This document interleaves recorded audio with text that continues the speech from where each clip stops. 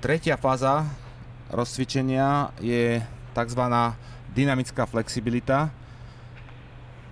Slúži na to, aby cvičiaci dokonalo rozhýbal celé telo, hlavne kĺby, aby bol pripravený na intenzívnu záťaž, ktorá nasleduje v tej štvrtej fáze.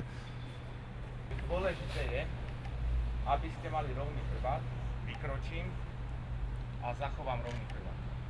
Dobre? Otočím sa a klasím. Dôležité je chodidlo, aby bolo na zemi, aby si nerobil toto.